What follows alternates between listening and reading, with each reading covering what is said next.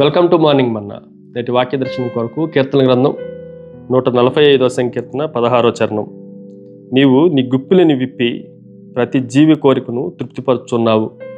మరొకసారి దావీదు భక్తుడు తన జీవితంలో నుండి మనందరికీ కావలసిన నగ్న సత్యాలను ఆయన వాక్య భాగంలో నుండి మనం ఆలోచన చేయాలి. ఈ ఉదయకాల సమయంలో ఈ వచనంలో నుండి 4 ప్రాముఖ్యమైన విషయాలు మనం జాగ్రత్తగా ఆలోచన చేయాలి.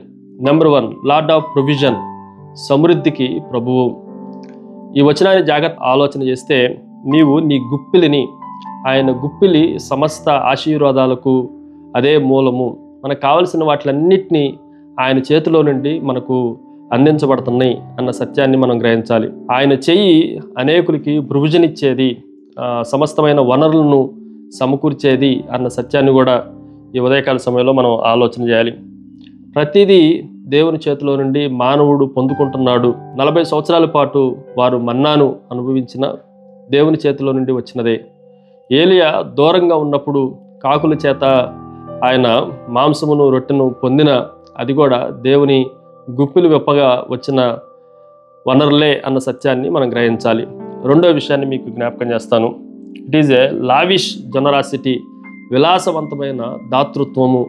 ఈ విషయాన్ని కూడా మనం జాగ్రత్తగా ఆలోచన చేస్తే, దేవుడు మనకు అనుగ్రహించేటప్పుడు, అందుకే వచనంలో విప్పి అన్న మాటను మనం ఆలోచన చేస్తే, ఓపెన్ యువర్ హ్యాండ్, దేవుని చేతిని గుప్పిలని ఆయన విప్పినప్పుడు అది చాలా సమృద్ధిగా ఇచ్చే వనరులు అన్న సత్యాన్ని మనం గ్రహించాలి.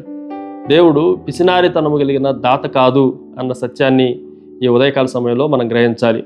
దేవుడు సమృద్ధిగా అనుగ్రహించేవాడు, విలాసవంతమైన దాతృత్వాన్ని ఆయన కనపరిచేవాడు అన్న విషయాలు ఈ ఉదయకాల సమయంలో మనం గ్రహించాలి. మూడో విషయాన్ని మీకు జ్ఞాపకం చేస్తాను. It is a living care, సజీవ శ్రద్ధ.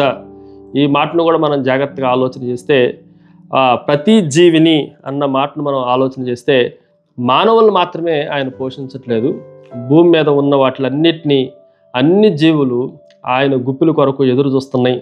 ఈ సత్యాన్ని గ్రహించాలి. అవి జంతువులే కానీ, అవి వృక్షములే కానీ, అవి సరీసృపములే కానీ, అవి పక్షులే కానీ, చేపలే కానీ, జీవులన్నీ, దేవుడు సృజించిన జీవులన్నీ ఆహారం కొరకు, సమృద్ధి కొరకు దేవుని పైన ఆధారపడినట్లుగా మనం గమనించాలి. అందుకే ఆయన కాకుల్ని పోషించిన, చిన్న చిన్న లిల్లీ పద్మాలను ఆయన పోషించిన దేవుడు సమృద్ధిగా వాటిలన్నిటినీ కేర్ చేస్తున్నాడు అన్న సత్యాన్ని మనం గ్రహించాలి. 4వ విషయాన్ని మీకు జ్ఞాపకం చేస్తాను. లాంగింగ్ సాటిస్ఫైడ్, కోరికలు తృప్తిపరచబడుట. ఈ మాటను కూడా ఆలోచన చేస్తే, కోరికను తృప్తిపరుచున్నావు. ప్రతి జీవి కోరికను నువ్వు తృప్తిపరుచున్నావు. లోపల అంతర్గతంగా అంతర్లీనంగా ఉన్న ప్రతి కోరికను దేవుడు తీర్చేవాడు. అన్న జీవితంలో సమూయేలు కుమారుడు కొరకు ఉన్న కోరికను తీర్చినవాడు. అంత మాత్రమే కాదు, బావి దగ్గర సమరయ స్త్రీకి నిత్యజీవపు జలాన్నిచ్చి ఆమె జీవితంలో ఉన్న లోట్లన్నిటినీ తీర్చిన దేవుడుగా, కోరికలను తీర్చేవాడుగా మనకు కనిపిస్తా ఉన్నాడు.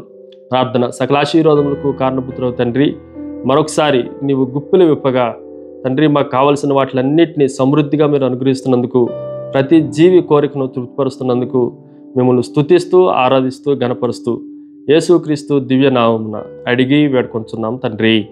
ఆమెన్. God bless you.